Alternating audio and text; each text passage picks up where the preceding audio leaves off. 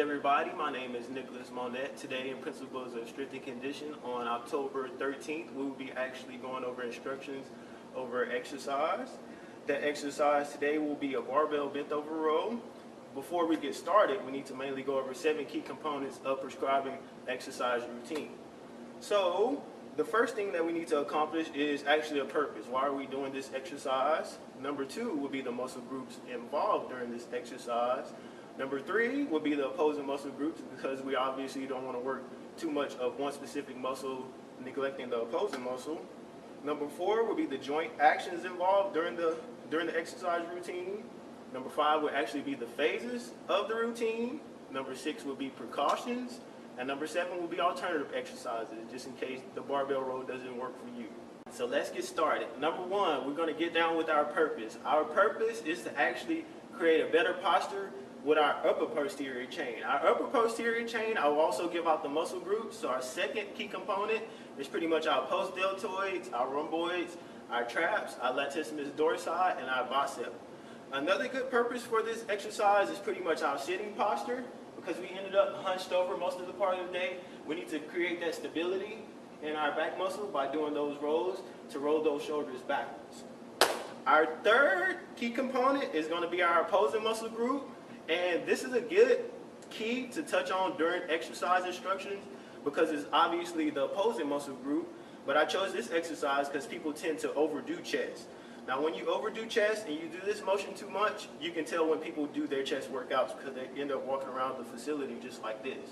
So in order to create that posture and have a more standing tall motion, you need to incorporate back workouts to incorporate that back into that standing tall posture again. Now we're going to go over our fourth one, our joint action.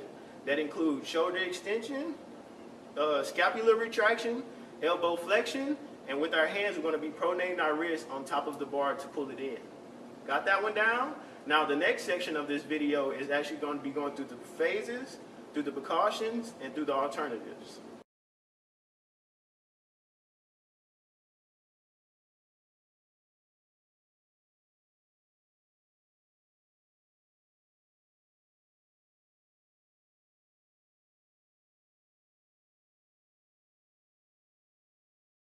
Now we're actually moving to the phases of our actual barbell exercise execution. So first, we will start with the stance. Obviously, you have his feet shoulder width apart, pretty much where we want to be. The knees are aligned with the hip, the hips are aligned with the shoulder, and the shoulder is aligned with the head. So for our beginner stance, what we're going to do is hinge to a 45-degree angle. So we're going to hinge to a 45-degree angle for our beginner stance, but for more advanced level, we will hinge to a 90, to where the barbell is touching the ground. So if you go all the way to 90, but for strength and condition purposes, we'll just stick with the beginner purpose. So what we're going to do from this point with the 45-degree angle is pull the elbows, flex the elbows in, squeeze the back muscle in, bring the barbell towards the torso, then on back down, fully extended, back up, then back down. So keep going. So you see his standing posture, he has a nice straight aligned posture throughout the whole stance. His back is fully flexed throughout the stance. The barbell is not hangling nor dangling past his knees. He has a nice firm grip, and he's squeezing his back muscle in. 3, 2, last one. Good. Now, one more thing that I would like to point out about the effort points, you always breathe out on the hard part. So when he's pulling in, he's breathing his pressure out. And when he's going back down, he's getting some more air. Good job of execution.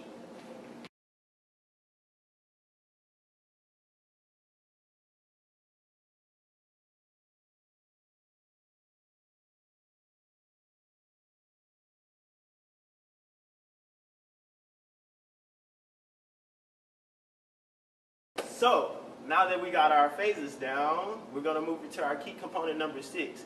Even though we touched on some safety cues and some precautions in phases number 5, I would like to just reiterate that and make sure that we all have it down. So, number 1 would always be check the weight and make sure it's safe. So we're always going to check our weight, make sure it's safe, make sure it's obtainable for our performance goals. Number 2 is going to be safety clips. Always put on the safety clips, safety collars, because you never know when the weight is going to fall off. Third one is going to be body alignment. So whenever, even though I went over the beginning phases from starting at a 45 degree to all the way towards a 90 degree, we still need to keep our body in line. So that it goes from the feet to the knees to the hips to the shoulders all the way to the head. Another big thing is I would quote unquote say strong back. And that's just keeping a firm back to prevent you from rounding over. Because obviously the barbell is pretty heavy. So just to prevent from rounding, I would quote unquote call it keep it a strong back, which pretty much says keep a firm grip. And of course, whenever we're pulling, we don't want no jerking motions towards our body. This is a strength exercise. It's supposed to be slow and controlled. Now, our last key component is going to be alternatives. When it comes to alternatives for any exercise, is it for chest workouts, back workouts, leg workouts, it always comes down to two different things.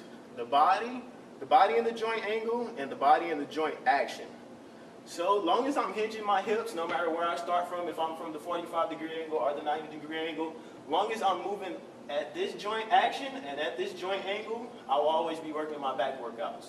So whether I grab a barbell, a dumbbell, a kettlebell, I can even use a cable, I can even use a sandbag if I wanted to. Long as that body angle and joint action is occurring, I'll always be working this specific muscle group that is targeted for.